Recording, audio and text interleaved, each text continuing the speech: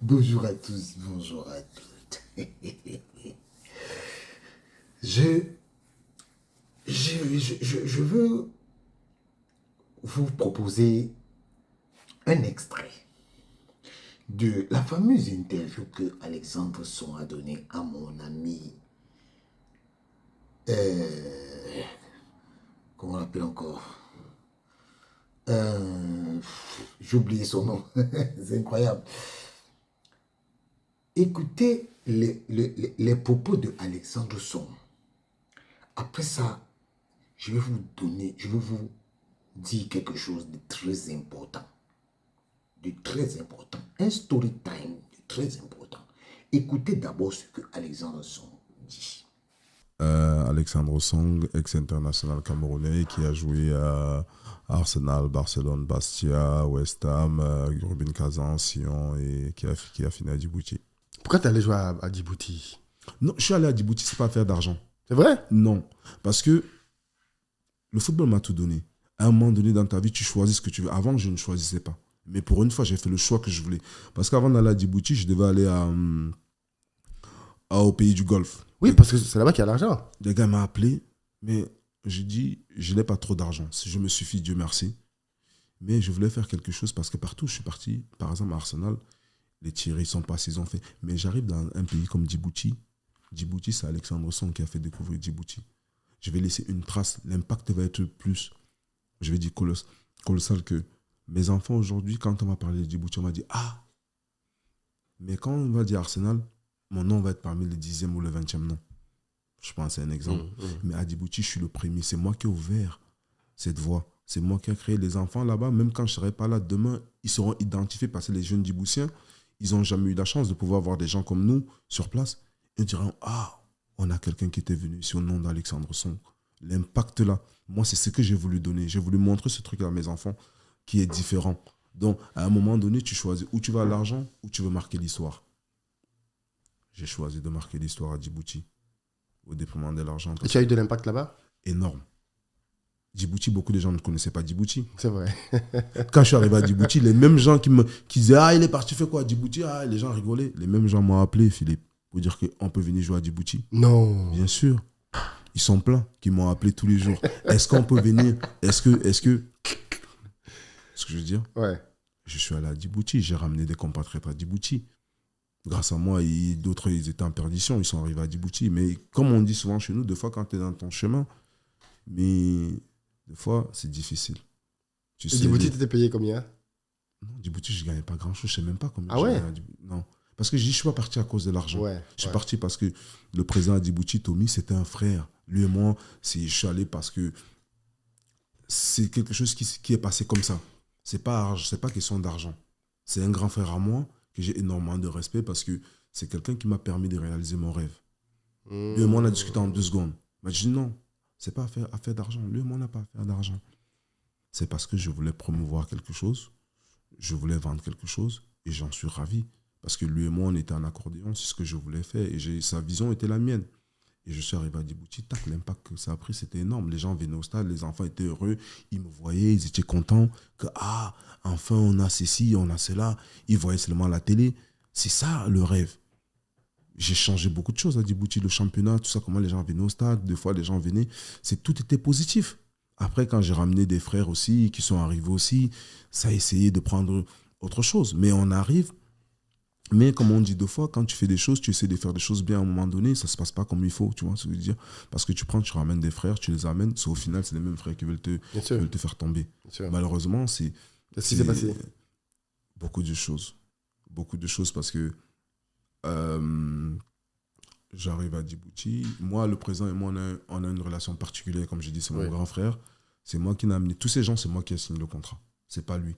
Il venait, il me dit, j'ai dit non, je vais les amener, c'est des frères. Donc, quand tu arrives à Djibouti, moi, je vivais dans une maison, j'avais avec ma famille, c'est normal, j'avais pris ma femme, mes enfants, ils étaient venus avec moi à Djibouti. Donc, j'ai compris que c'est de la jalousie. Parce que tu ne peux pas arriver, tu mets un frère dans les meilleures conditions possibles, et c'est le même frère qui veut tout faire pour te faire tomber. En partant raconter des choses. Mais ce que je leur avais dit, vous vous trompez, parce que le président, quand il vous parle à vous, il ferme cette oreille. Quand il me parle à moi, il ferme cette oreille, ça ne sort jamais. Mais quand il vous parle à vous, vous parlez, ça rentre ici et ça ressort dans mon oreille. C'est là où vous vous êtes trompé. Parce que vous ne pouvez pas arriver quelque part, quelqu'un qui a quelque chose, il vous amène quelque part, et c'est vous vous voulez tout détruire, alors qu'ils n'avaient rien. Ce que je veux dire, tu ne peux pas arriver quelque part, tu commences à faire du sabotage. Mais négativement, c'est ce que je veux dire. Ah non, pourquoi lui ne s'entraîne pas? Pourquoi lui, il ne veut pas faire ceci? Pourquoi lui fait ça? Pourquoi les petits Djiboutiens venaient me voir. Mais pourquoi? C'est toi qui les as amenés? Je dis oui, mais pourquoi ils parlent mal de toi? Moi, j'étais étonné. C'est ce que tu te rends compte, tu te dis, mais qu'est-ce que tu as fait de mauvais? Parce qu'en fait, dans la vie, il faut juste se remettre en question. Parce qu'il ne faut pas, moi je dis tout le temps, il ne faut pas. Un jour, j'ai un pote à moi qui vient me rendre à Djibouti, il me dit, t'as quel problème avec Carlos? Je dis non, j'ai pas de problème. Mais peut-être ma façon de faire souvent des choses, peut-être d'autres ne vont pas apprécier ce que je suis en train de dire, mais je dis la vérité. Je ne suis pas quelqu'un qui dit quelque chose. Carlos, c'est un grand frère que j'aime beaucoup, mais par rapport à ça, il m'a déçu, même Dani. Après, ça va prendre peut-être une autre chose. Tu ne peux pas ramener quelqu'un quelque part. Je prends un exemple. Tu ramènes un ami à moi qui ne connaît pas, il commence à lui raconter des histoires en lui disant, ouais, Alex et moi, il m'appelle grand frère, on a presque le même âge. Je suis désolé, je n'ai pas ton âge. Peut-être il va prendre ça. Lui et moi, il y a des cas d'âge incroyables. Pour rien. Ce que je veux dire, moi, je ne me reproche rien vis-à-vis de lui. Le contrat de Carlos, je l'ai signé à 4 h du matin. Ma femme, elle n'était même pas contente. Elle me disait, dors. C'est moi qui l'ai signé, c'est personne d'autre. Parce que c'est un grand frère à moi. J'ai dit, le président ne voulait même pas lui donner ce qu'on voulait lui donner. C'est moi qui ai dit au président, s'il te plaît. Le président, il l'a validé. Et je l'ai fait avec bon cœur. Et avec un grand frère, Alain Abu, qui peut le confirmer. Mais quand il va voir, il dit au président que non, je suis ton gars. Tu peux compter sur moi, tout ça. Tu sais qui m'a dit ça? Le président? Non. C'est Diafra Sako, un Sénégalais que j'avais amené aussi, un collègue à moi que j'ai à West Ham. Il m'a appelé, il m'a dit, hey, ton frère là, fais attention. J'ai dit, il y a quoi? Il me dit, la façon dont il parle au président aujourd'hui. Moi, je n'étais pas là, tu vois ce que je veux dire? Moi, je dis, il me dit, c'est pas bon. Mais ils sont arrivés là-bas, je ne sais pas pourquoi, ça a changé. Mais c'est de la faute à Dani. Je préfère pour lui dire comme ça. C'est comme ça que moi je règle mes choses. C'est pas question de... Parce que Dani, il arrive, quelqu'un que j'adore bien, que je connais depuis quand je suis petit. Dani, donc oui, c'est moi qui l'ai amené à Djibouti. Parce qu'une anecdote, un jour, il veut partir avec nous. Le président a décidé que je l'accompagne faire une promotion du club qu'on devait aller faire. On avait une interview à faire à Abidjan. Dani m'appelle. Mais c'était trop tard. Le président me dit, on ne peut pas parce qu'il faut... Pour enregistrer, il faut faire tout. Mais Dani, c'est mon gars, tu vois. J'ai un peu de la peine de lui dire que c'est plus possible, tu vois. Donc, pour ne pas lui faire comprendre, peut-être il peut être vexé parce que c'est humain, ce que je veux dire. J'ai dit, non. Le président, j'étais même chez moi, il est venu seulement me chercher, on est parti. C'est comme ça que je lui réponds. Mais je ne savais pas que c'était un problème, en fait. C'est ce que je veux dire. Et je suis venu un jour, j'ai dit, hey, Dani, fais attention.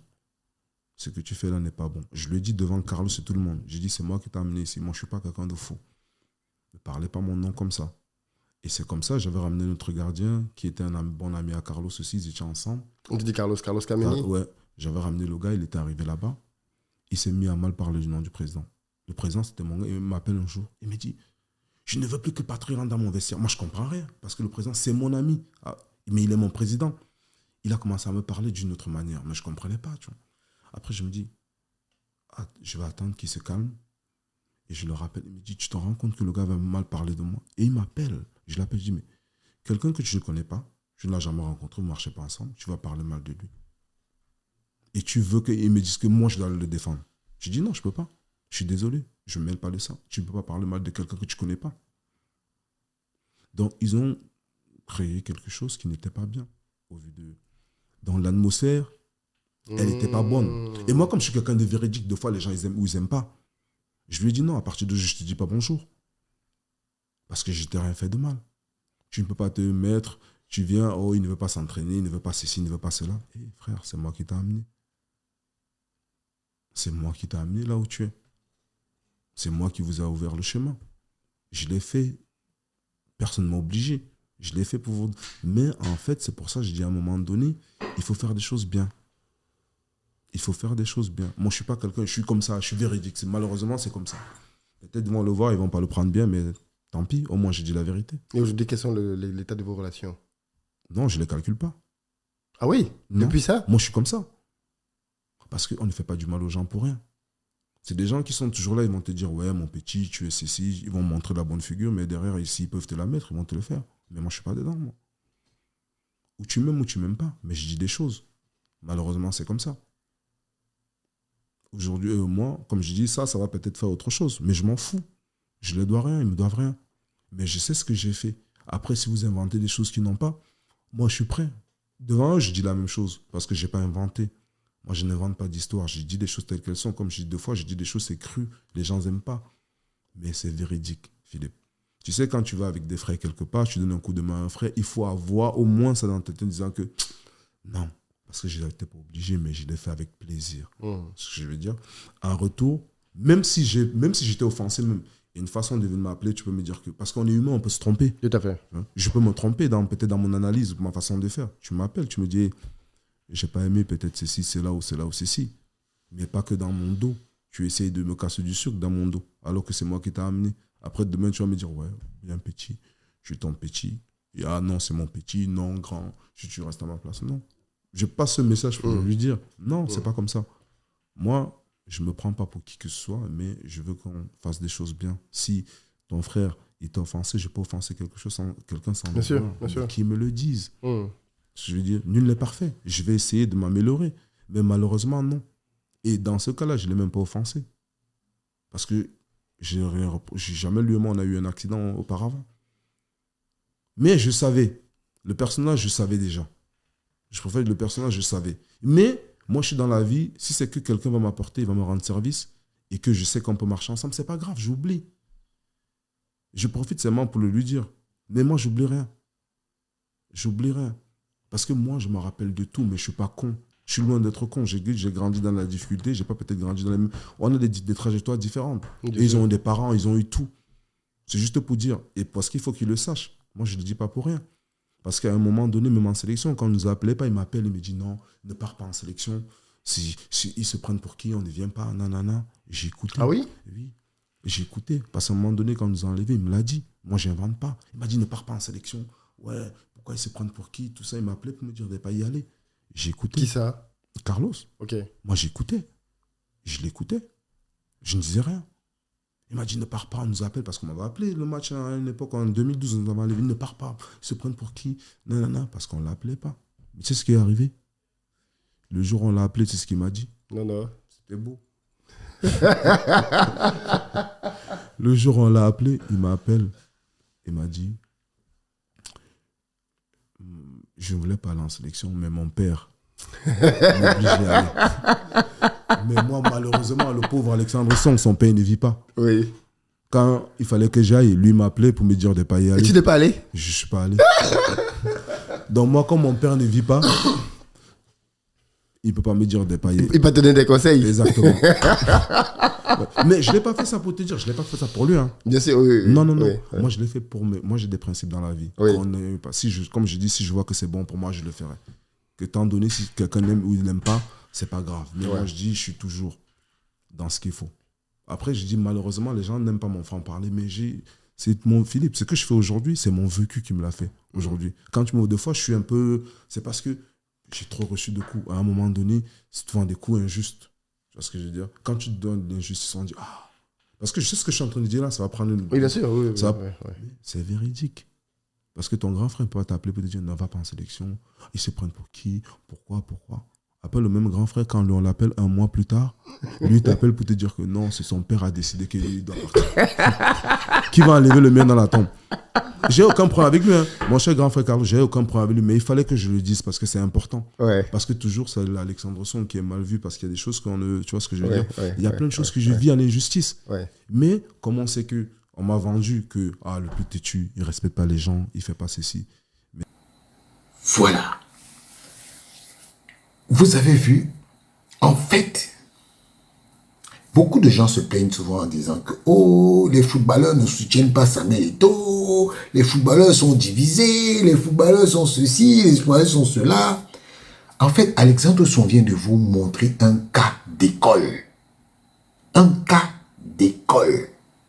C'est-à-dire que il vous explique comment il a fait venir des gens dans un pays. Et derrière, les gars veulent l'expulser. Les gars veulent sa peau. Donc, c'est pour vous montrer à quel point les footballeurs que vous voyez là, ils ne peuvent pas s'entendre. Chacun cherche son intérêt. C'est-à-dire que quelqu'un vient, t'amène quelque part. Tu veux montrer que c'est toi qui... Quelqu'un t'amène quelque part, il te présente le président et tu veux aller lui montrer que oui, toi aussi, pourquoi seulement lui? Pourquoi lui ne s'entraîne pas? Au lieu de... Il te fait venir, vous passez votre temps à parler mal du président, à parler mal de lui, derrière, aux petits Djiboutiens. C'est pour ça que, vous voyez, aujourd'hui, on dit que, oui, Samuel Eto'o ne s'entend pas avec Ndjita. Comment ils vont s'entendre? Quand il y a les uns qui jalousent les autres, quand il y a les uns qui disent que qui sont des hypocrites. Le milieu du football, c'est de l'hypocrisie. C'est bien comme c'est Alexandre Son qui le dit lui-même. Que, oui, quand il partait en sélection, comme Carlos Kameni voyait que on ne l'amenait pas en sélection, lui, il disait que, oui, ne pars pas. Oui, c'est ça le milieu du football. L'hypocrisie à outrance. Vous croyez que quand vous voyez l'attitude des lions indomptables là, ils ne peuvent pas tous être unanimes. Ils ne peuvent pas. Parce que dans les lions, il y a des clans. Il y a les clans André Onana, il y a les clans tel, il y a les clans. Et ils ne s'entendent pas comme vous les voyez là.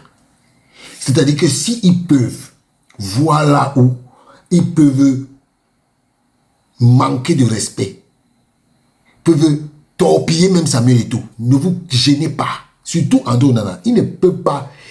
Là où il est là, il est dans un coin de non-retour. C'est-à-dire que là où il est déjà tellement embrigadé.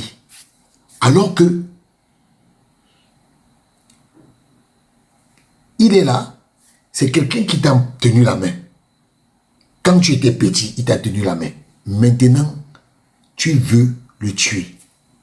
Oui, c'est ça le monde des footballeurs. Ne vous attendez à rien. Les Danny Nunke là. Donc, Danny Nunke, lui ne connaissait pas que Alexandre Son, c'était son patron. Mais il est parti faire quoi? Il est parti parler mal de Dan. C'est Alexandre Son lui-même qui dit ça. C'est pour vous faire comprendre que le milieu du football, ne vous attendez pas à ce que ces gars soient solidaires entre eux. Jamais ils ne sont jamais solidaires. Donc, en fait, Alexandre Son nous montre simplement que dans le milieu du football, voilà ce qui se passe. Entre eux là, c'est la guerre, c'est la jalousie, c'est l'ingratitude. Oui, merci Alexandre Son. Quand ça vient d'un footballeur, vous comprenez. Parce que quand moi je vais venir dire que oui, il y a eu telle chose, vous allez dire que tu es un menteur, tu es un menteur. Voilà que lui-même il dit que il a amené des gens qui sont allés le trahir. Donc vous pensez que c'est des gens comme les Ndjita qui sont contents que Samuel Eto'o soit président de l'Africa Foot. Comment Ndjita fait pour faire partir un footballeur comme Lucien Metomo du Sinafok? Comment? Vous ne comprenez pas. Il faut qu'on vous fasse encore un dessin pour que vous compreniez que les footballeurs ne s'entendent pas. Et même Ditap qui parle au nom des footballeurs camerounais là, même lui-même, il y a des gens qui ne l'aiment pas. Même dans le Sinafok, il y a des gens qui ne l'aiment pas. Donc c'est un monde comme ça. chacun veut tuer l'autre. Vous attendez à quoi? Les footballeurs ne vont jamais s'entendre. Ils ne vont jamais s'entendre. Donc, quand je vois souvent des gens se plaindre que, oh, les footballeurs, pourquoi vous ne vous entendez pas? Ils vont s'entendre pourquoi? Vous croyez que les gens sont contents de savoir que Samuel Eto'o a bien géré son après-carrière? Quand il y a d'autres qui sont là, ils n'ont pas bien géré leur après-carrière? Détrompez-vous. Détrompez-vous. Là où les Ndjita sont là, ils sont prêts à tout pour mettre Samuel Eto'o à terre. Ils sont dans tous les stratagèmes. Mais oui, c'est-à-dire que j'ai pris l'exemple de Alexandre Son pour illustrer vraiment l'aigreur, l'hypocrisie, la jalousie. C'est ça qui gouverne le football. Surtout les footballeurs. Ils ne s'entendront jamais. Jamais, ils ne s'entendront jamais. En tout cas, on a quand même l'exemple. Alexandre Son. Il dit ce qu'on lui a fait, mais lui aussi il a fait des choses aux gens. Hein. Il a aussi fait des choses aux gens. Là-bas, c'est que tu tues, on te tue. Tu tues, on te tue. Voilà. Donc, parce qu'après, il dit que il y a des gens qui ont complété pour qu'ils ne jouent pas en équipe nationale. Ah oui, oui, oui, oui. C'est comme ça. Voilà. Donc, de toutes les façons, moi, je voulais seulement vous faire voir à quel niveau, à quel degré d'ingratitude et de méchanceté ces joueurs sont.